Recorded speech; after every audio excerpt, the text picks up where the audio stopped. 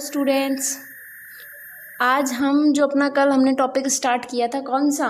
उद्योग यानी इंडस्ट्री से रिलेटेड, उसको हम कंटिन्यू आज करेंगे। ठीक है, देखो हम लोग धीरे धीरे इन चीज़ों को क्लियर करते हुए चलेंगे। हर एक चीज़ इम्पॉर्टेंट है आप लोगों के लिए, क्योंकि आप जहाँ अब तैयारी कर रहे हैं ना, वो आपका एकदम कंपटीशन वाला जो पीक पॉइंट होता है ना, वो चल रहा है। तो आप लोगों को अपनी जो आप, क्योंकि सीधी बात है कि भाई आपको एग्ज़ाम भी देना है, एमए के एग्ज़ाम भी देने पड़ेंगे। तो एमए के एग्ज़ाम हो उससे पहले ये है कि आपकी उसके साथ साथ कंपटीशन की भी तैयारी हो जाए। तो इसमें अपना नेक्स्ट होता है कौन सा? लौह इस्पात उद्योग, मतलब स्टील इंडस्ट्रीज। लौह इस्पात उद्योग, ये जो इंडस्ट्री है ये कैसे बनी, कैसे जो है इसमें एक तरीके से हम बात करें कि किस तरीके से इस इंडस्ट्री का डेवलपमेंट हुआ, कहाँ कहाँ इसका सबसे पहले यूज़ किया गया, ये सारी चीज़ें हम इसमें देखेंगे। देखिए, सबसे पहले हम इसमें बात करते हैं कि जो लौह अयस्क होता है, इसके बनने की भी एक प्रक्रिया होती है। जैसे आप लोगों ने सुना होगा लौह अयस्क, लौह अयस्क होता है, हमने पढ़ा है ना लौह अयस्क, खनिजों में पढ़ा था लौह अयस्क। अब जो लौह अयस्क था, पहले सबसे पहले क्या होता है, वो कच्चा लोहा होता है। ये हम बात कर चुके हैं वैसे पहली बार। लौह अयस्क था, उसमें सबसे पहले कच्चा लोहा होता है, फिर उसमें ढलवा लोहा होता है, मतलब उसको उस हिसाब से ढाला जाता है। फिर पिटवा लोहा होता है। पिटवा लोहा इसलिए कहते हैं इसको क्योंकि लोहे को जो है बहुत ज़ोर ज़ोर से, मतलब हथौड़े से कूट कूट करके उसको चेंज किया जाता है। कच्चा लोहा, फिर ढलवा लोहा, फिर पिटवा लोहा, और उसके बाद जो बनता है वो बनता है हमारा स्टील या फिर इस्पात। तो लौह इस्पात बनने की जो प्रक्रिया है वो इस प्रकार से, लौह अयस्क हम पढ़ चुके हैं। आयरन और पढ़ा था ना हमने, स्टील, जो हमने उसमें खनिज वाले टॉपिक में हमने पढ़ा था लौह अयस्क। और लौह अयस्क के भी 4 प्रकार हमने पढ़े थे फिर। ठीक है, तो इस प्रकार से लौह अयस्क से हमारा जो है लौह इस्पात बनता है। ये 3 प्रोसेस इसके अंदर होते हैं, उसके बाद में ये इस्पात का रूप ले लेता है। इतनी चीज़ क्लियर हुई। अब सबसे पहले देखें हम कि भारत में सबसे पहले स्टील कारखाना कहाँ लगा। तो 1830 में सबसे पहली बात कर रहे हैं हम। सबसे पहले 1830 में एक जगह थी हमारे उसमें, कहाँ? तमिलनाडु के अंदर, पोर्टो नोवा, ये तमिलनाडु में पड़ता है अपना। ठीक है, तो इसमें ये स्थापित किया गया। सबसे पहले जो भारत के अंदर लौह इस्पात उद्योग स्थापित किया गया वो पोर्टो नोवा, तमिलनाडु के अंदर 1830 में किया गया। लेकिन क्या हुआ कि कुछ टाइम बाद ये बंद हो गया। देखो, ये आपको सीक्वेंस याद होना चाहिए, क्योंकि कंपटीशन में ना यहीं से क्वेश्चन आपके बन जाते हैं। आप थ्योरी जब लिखोगे पेपर में तो भले ही आप 1-2 पॉइंट स्किप कर जाओगे, कोई फ़र्क नहीं पड़ेगा, लेकिन अगर एग्ज़ाम है तो उसमें आ सकता है कि जो सबसे पहली हमारी लौह इस्पात उद्योग इंडस्ट्री जो खोली गई थी वो कहाँ पर स्थित की गई, और उससे अगर कथन निष्कर्ष वाले आ गए तो उसमें एक निष्कर्ष वो ये भी आ सकता है कि उसको कुछ समय बाद बंद कर दिया गया था। तो इस टाइप से आपको हर तरीके से अपने क्वेश्चंस को सोच के चलना है। तो देखिए, लौह इस्पात उद्योग सबसे पहले भारत में 1830 में एक इंडस्ट्री लगाई, कहाँ पर? पोर्टो नोवा, तमिलनाडु के अंदर। लेकिन कुछ टाइम बाद इसको बंद कर दिया, ये बंद हो गई। इसी के साथ क्या हुआ कि इसी प्रकार की जब ये इंडस्ट्री यहाँ लगी तो पूरे देश में इस प्रकार के और छोटे छोटे जो है, मतलब आधारभूत उद्योग के रूप में स्थापित होने लगे थे। पूरे भारत में वो प्रक्रिया चल रही थी। इसी के आगे चलते 1875 में जो हमारा पश्चिम बंगाल है, पश्चिम बंगाल के कुल्टी गांव में, कुल्टी नामक स्थान पर स्टील प्लांट स्थापित किया गया। एक स्टील प्लांट लगाया गया। क्या लगाया गया? प्लांट लगाया गया, स्टील प्लांट। देखिए, सबसे पहले 1830 में पोर्टो नोवा, तमिलनाडु में सबसे पहले लौह इस्पात उद्योग स्थापित किया, लेकिन कुछ समय बाद वो बंद हो गया। इसी तरीके से फिर 1875 में पश्चिम बंगाल के अंदर लगाया। पश्चिम बंगाल के कुल्टी नामक स्थान पर लगाया, सबसे पहले स्टील प्लांट लगाया। ठीक है, अब फिर देखिए, अभी तक तो यहाँ तक की बात चल रही थी। फिर 1907 में, 1907 के अंदर जो जमशेदजी टाटा थे, जमशेदजी टाटा जो आज भी चलती है टाटा कंपनी, वो वाली जमशेदजी टाटा ने साकची नामक स्थान पर, साकची नामक स्थान के ऊपर, ये गांव था साकची, इस साकची नाम के गांव पर स्टील प्लांट स्थापित किया, जो बाद में हमारा टिस्को के नाम से जाना जाता है। और वर्तमान में भारत का ये सबसे बड़ा और सबसे अधिक स्टील निर्माता करने वाला कारखाना कहलाता है। देखिए, आज आप लोग बहुत बार टाटा एंड सन्स कंपनी के नाम को आप लोगों ने बहुत बार सुना होगा। अब 1830 में हो गया, कोई फ़ायदा नहीं हुआ। 1875 में जब पश्चिम बंगाल कुल्टी में भी लगाया गया, लेकिन जो असली जो माना जाता है वो 1907 से माना जाता है कि यहाँ पे प्रक्रिया शुरू हुई थी। लेकिन जो सबसे ज़्यादा उत्पादन करने वाली जो उद्योग स्थापित हुआ वो था हमारा जमशेदजी टाटा के द्वारा साकची गांव में, जिसको आज वर्तमान में टिस्को के नाम से हम जानते हैं। ठीक, इतनी चीज़ क्लियर हुई। अब देखिए, देखो आपको ना ये सारी चीज़ें बताने का मोटो सिर्फ ये है कि आप लोग ये एक याद रखना है आपको कि भाई कैसे कैसे भारत में उद्योगों का डेवलपमेंट हुआ। ऐसा तो है नहीं कि एकदम से जो है हम आज़ाद हुए और हमने बहुत सारी इंडस्ट्रीज़ खोल दी, क्योंकि उसके लिए भी आप जानते हैं बहुत सारी फाइनेंशियल प्रॉब्लम्स भी आती हैं, आपको रॉ मटेरियल से संबंधित भी बहुत सारी प्रॉब्लम्स आती हैं। ठीक है, इसमें आगे अभी तक हमने 1907 में देख लिया कि जमशेदजी टाटा ने क्या कर दिया, साकची गांव में स्टील कंपनी स्थापित कर दी। फिर 1908 में एक कंपनी और आई, हीरापुरा, ये भी पश्चिम बंगाल के अंदर ही है। देखो, उस वाली कंपनी को टिस्को के नाम से जानते हैं, कौन सी, जमशेदजी टाटा वाली को, क्योंकि देखो आप लोग न्यूज़पेपर में बहुत बार टिस्को का नाम देखेंगे।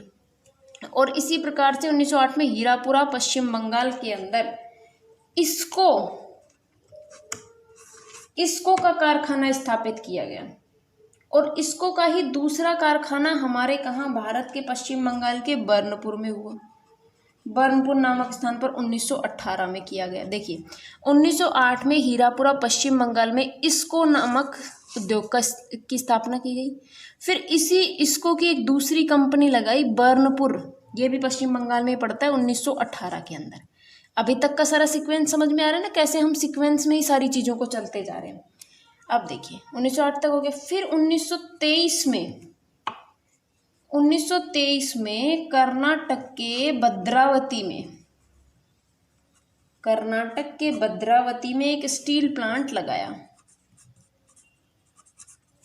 कर्नाटक के भद्रावती में एक स्टील प्लांट लगाया गया। और वर्तमान में जो ये वाला जो प्लांट है, जो भद्रावती प्लांट है, इसका नाम बदल कर दिया गया है विश्वेश्वरैया। इसको के विश्वेश्वरैया भी बोलता है, या फिर के प्लांट के नाम से भी ये जाना जाता है। ठीक, इतनी चीज़ समझ में आई। ये आ जाते हैं विश्वेश्वरैया प्लांट और बर्नपुर उद्योग, बर्नपुर कहाँ पर, बर्नपुर में कौन सा उद्योग स्थापित है, तो ये सारी चीज़ें आप लोगों को याद रखनी है। फिर 1936 की बात आती है। 1936 में कुल्टी और हीरापुरा के कारखानों, अब देखिए, जो एक तो हमने ये हीरापुरा की बात की, एक हमने उधर कुल्टी की बात की थी। अब 1936 में क्या किया, जो ये हीरापुरा था इसको प्लस कुल्टी, इन दोनों उद्योगों को एक साथ मिला दिया। अब इन दोनों को मिलाने से हमें, क्योंकि दो इंडस्ट्री जब एक साथ मिल जाएगी तो फ़ायदा तो होगा ही ना। उसके बाद 1953 के अंदर जो हमारा बर्नपुर था और हीरापुर प्लस कुल्टी कारखाने जो हैं वो स्टील अथॉरिटी ऑफ इंडिया, देखो अभी तक क्या है, हम आज़ाद नहीं है, ये 36 तक तो नहीं है ना। अभी तक जो भी काम हो रहा है वो अंग्रेज़ों के अधीन हो रहा है और सारे काम जो है वो अपने अकॉर्डिंग कर रहे हैं। अब क्योंकि 1953 की बात आती है, तो क्योंकि भारत आज़ाद हो चुका है 1947 में, जब आज़ाद हो गया है तो अब यहाँ पर 1950 में हमारा संविधान भी लागू हो चुका है। तो अब उसके अकॉर्डिंग हमारे भारत में बहुत सारी अथॉरिटीज़ बनाई गई। तो इस स्टील अथॉरिटी जो ये स्टील कंपनी है, इसको भी एक अथॉरिटी के अंडर में लिया गया, जिसको क्या गया कहा गया, स्टील अथॉरिटी ऑफ बंगाल। सबसे पहले स्टील अथॉरिटी ऑफ बंगाल के अधीन इन तीनों को ले लिया गया। ठीक, फिर हम बात करें कि वर्ष 2005 में क्या हुआ, सेल के अंतर्गत हमारा रावरकेला, भिलाई, दुर्गापुर, बर्नपुर, कुल्टी के कारखाने जो है वो इसके अंदर steel authority of India limited, ठीक है, इसका फुल फॉर्म है steel authority of India limited. ये एक संस्था है जिसके अंदर सारे के सारे जितने भी हमारे उद्योग थे उनके अंदर इसको ले लिया गया, और वर्तमान में सारे के सारे जितने भी उद्योग हमारे एक तरीके से काम करते हैं, जो भी इसमें चलता है, काम होना है, क्या होना है, कितनी क्या रखनी है, सारी चीज़ें ये डिसाइड करता है। ठीक, इतनी चीज़ समझ में आई, हमने इसका बेसिक पूरा देखा। ठीक है, अब हम देखते हैं इसमें आगे। देखिए, दूसरी पंचवर्षीय योजना का आप लोग जानते हैं, जो पंचवर्षीय योजनाएं थी, तो दूसरी पंचवर्षीय योजना, सेकंड जो हमारी पंचवर्षीय योजनाएं चलाई गई थी, उसमें भी उद्योगों को बढ़ावा दिया गया था। ये सब चीज़ें आप इकोनॉमिक्स में पढ़ेंगे। ठीक है, पंचवर्षीय योजनाएं क्या थी कि 5 वर्ष का एक उद्देश्य लेकर के सरकार चलती थी, कि 5 साल का एक उद्देश्य रखती थी और हर 5 साल का टारगेट होता था, उस 5 साल में उनको वो पूरा करना होता था। उस टाइम शुरू की थी, अब ये 2012 के बाद में ख़त्म कर दी पंचवर्षीय योजना, अब नहीं होती है अपने भारत में। तो जो पहली में तो क्योंकि कृषि को महत्व दिया गया था, क्योंकि भारत आज़ादी हुआ था। दूसरी जो पंचवर्षीय योजना थी हमारी, कौन सी, 1959 के अंतर्गत, 59 के आसपास थी, तो उसमें क्या किया गया, उद्योगों को बढ़ावा दिया गया। और इसी पंचवर्षीय योजना में जर्मनी की सहायता से, जर्मनी ने हमारी सहायता की, और जर्मनी की सहायता से हमने राउरकेला उड़ीसा के अंदर हमारा उद्योग स्थापित किया। इतनी चीज़ क्लियर हुई।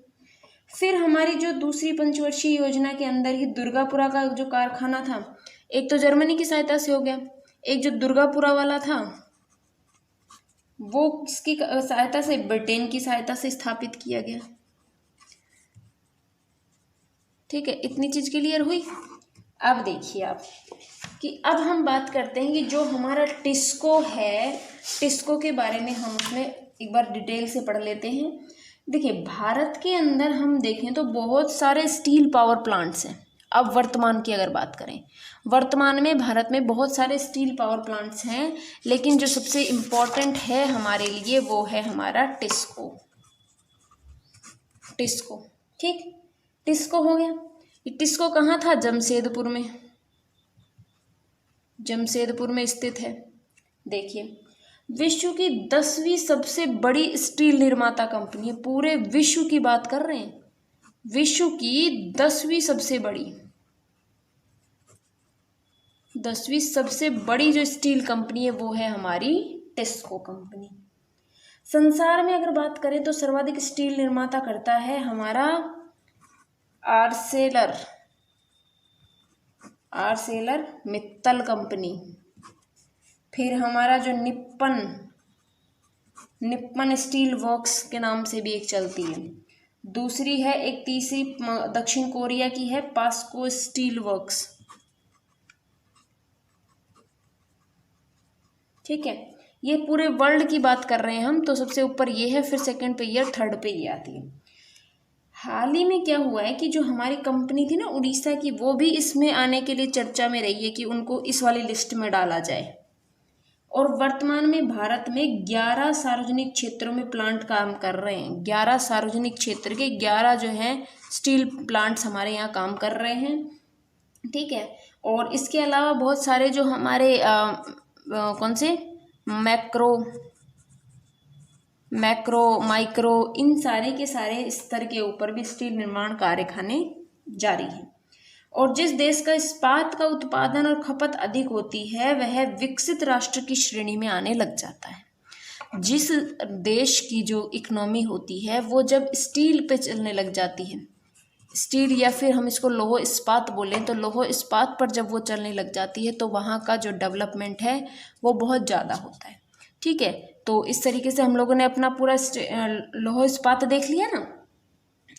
जो भी हमारे स्टील पावर प्लांट्स थे वो हमने देखे। ठीक, और इसके अलावा बहुत सारे और भी इस्पात संयंत्र है, जैसे विशाखापट्टनम में है, ठीक है, विजयनगर के अंदर हासपेट में लगा हुआ है, सेलम में लगा हुआ है एक। ठीक है, ये सारे के सारे आपको पूरे याद करने की जरूरत नहीं, जो जो आपके मेन आते हैं काम में वो आपको याद रखना है। ठीक है, बाकी की बातें हम नेक्स्ट क्लास में करेंगे।